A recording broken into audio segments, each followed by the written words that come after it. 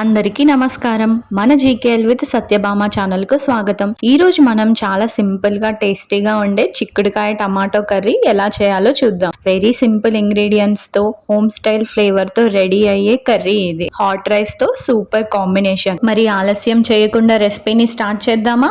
ముందుగా దానికి కావలసిన పదార్థాలు ఏంటో చూసేద్దామా? ఒక 3 టమాటోస్, ఒక ఆనియన్, ఒక 10 నుంచి 15 చిక్కుడుకాయలు.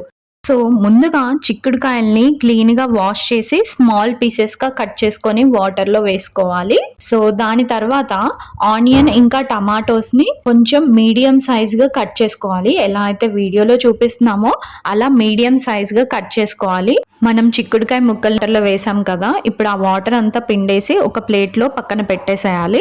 ఇప్పుడు ఒక గిన్నె పెట్టుకొని అందులో 3 నుంచి 4 టేబుల్ స్పూన్ల ఆయిల్ వేసుకొని 1 టేబుల్ స్పూన్ ఆవాలు, 1 టేబుల్ స్పూన్ జీలకర్ర, ఇంకా ఒక ఎండుమిర్చిని యాడ్ చేసుకోవాలి. సో యాడ్ చేసుకున్న తర్వాత మనం ఏదైతే వెజిటేబుల్స్ కట్ చేసామో వాటిని కూడా మొత్తం వేసేసుకోవాలి. సో ఈ చిక్కుడుకాయ టమాటాకి ఏంటంటే అన్నిటిని ఒకేసారి వేసేసుకోవాలి. ఎందుకంటే టమాటా చిక్కుడుకాయ ఉడకనికి కొంచెం టైం పడుతుంది. మనం ఆనియన్ ముందే వేసేస్తే కూర అనేది రెడీ అయిపోయే టైంకి అసలు ఆనియన్ కనిపించదు. అందుకే మొత్తం ఒకేసారి వేయాలి. ఒకసారి అన్ని వేసుకున్న తర్వాత మూత పెట్టుకొని దాని మీద కొన్ని వాటర్ పోసుకొని ఒక 5 నుంచి 10 నిమిషాలు పక్కన పెట్టుకోవాలి.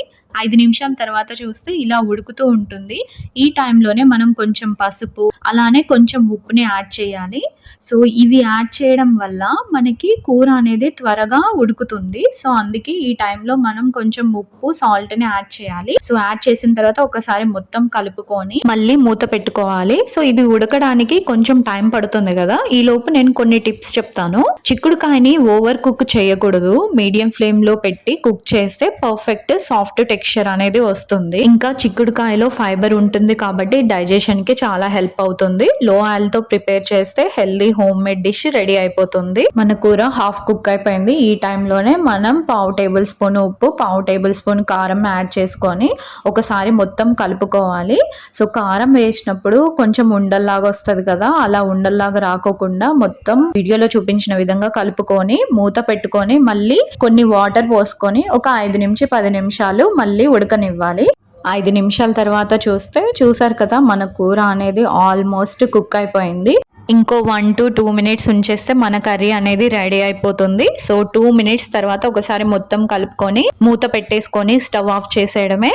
అంతే అండి, ఎంతో సింపుల్ అండ్ టేస్టీ అయిన మన చిక్కుడుకాయ టమాటా కర్రీ రెడీ అయిపోయింది. మీ ఇంట్లో కూడా ఎవరైనా చిక్కుడుకాయ అంటే నాకు ఇష్టం లేదు అంటే ఇలా టమాటా చిక్కుడుకాయ కర్రీ చేసి పెట్టండి. ఇంకా నెక్స్ట్ టైం ఇంకా కొంచెం పెట్టు అంటారు. సో మీరు కూడా ఇంట్లో ట్రై చేసి ఎలా వచ్చిందో కామెంట్స్ లో తప్పకుండా చెప్పండి.